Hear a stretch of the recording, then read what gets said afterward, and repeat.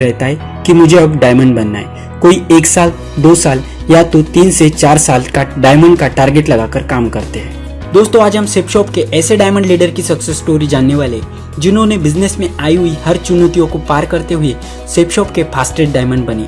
उनका नाम है मिस्टर जूड फर्नांडिस सर, जो कि WSS के फाउंडर मेंबर है। जूड फर्नांडिस सर तमिलनाडु राज्य के कन्याकुमारी से बिलोंग करते थे। सर का एजुकेशन कन्याकुमारी में हुआ और जॉब की तलाश में वो दिल्ली आ गए। दिल्ली में उनको प्राइवेट बैंक में जॉब लगी। बैंक में उनको 4,500 की तनख्वाह मिलती थी, लेकिन दिल्ली जैसी सिटी में 4,500 से उनका खर्चा नहीं हो पा रहा था। इसीलिए अपने इनकम को बढ़ाने के लिए बैंक के जॉब के साथ पार्ट टाइम काम करने का उन्होंने फैसला किया।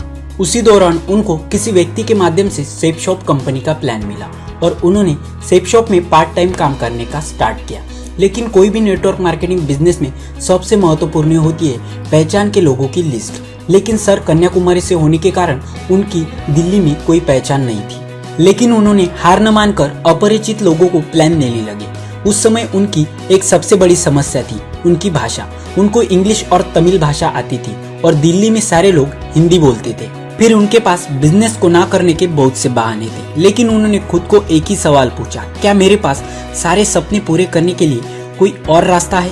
उस टाइम पर उनके पास 2 ऑप्शन थे, एक बहाने बना के जॉब करना और दूसरा बिजनेस करके अपने सपनों को पूरा करना। समस्या और चुनौतियां आती गई और उन्होंने हिंदी सीखना शुरू कर दिया और बिजनेस करते गए। टूटी फूटी हिंदी में फॉलोअप करने लगे और कमजोर हिंदी बोलने के कारण लोग उनका मजाक उड़ाते थे। जूड फर्नांडिस सर अपने एक स्पीच में बताते कि जब वो दिल्ली थे, उन्होंने एक व्यक्ति को फॉलोअप के लिए कॉल किया, तो वो कॉल उस व्यक्ति के माँ ने उठाया और सर ने बोला, मैं झूठ बोल रहा हूँ। तो उस व्यक्ति के माँ ने कहा, झूठ क्यों बोल रहे हो, सच बोलो। यह कहकर फोन काट दिया। ऐसे ही हिंदी न आने के कारण उनको कई विभिन्न प्रकार के लोगों का सामना करना पड़ा। शुरुआती समय में उनके पास गाड़ी और कार नहीं, ट्रैवल करना पड़ता था तो कभी पैदल या फिर साइकिल से भी फॉलोअप और प्लान के लिए जाना पड़ता था।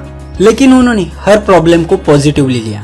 रास्ते खराब होने के कारण बस में झटके बैठते थे, तो वो बस को मसाज पार्लर कहते थे। सेपशॉप में ज्वाइन करने के बाद उन 2 से 3 महीनों में उनका बिजनेस दिल्ली के आसपास की सिटी में फैल चुका था। जैसे हम संडे को हॉल पे प्लान रखते हैं, वो वैसे ही हफ्ते में 3 बार हॉल बुक करके प्लान रखते थे और जहाँ व्यक्ति मिले वहाँ 1 to 1 देने का प्रयास करते थे। प्लान देना, 1 to 1 देना और फॉलोअप करके DD निकालना, यह उनका हर दिन का शेड्यूल बन चुका था और इसी के कारण उनका बिजनेस तेजी से बढ़ने लगा और हर महीने नई लेवल अचीव करने लगे।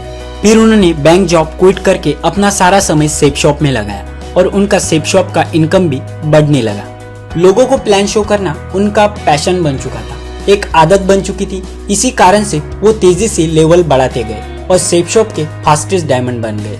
केवल 10.5 महीनों में उन्होंने डायमंडशिप को अचीव कर लिया।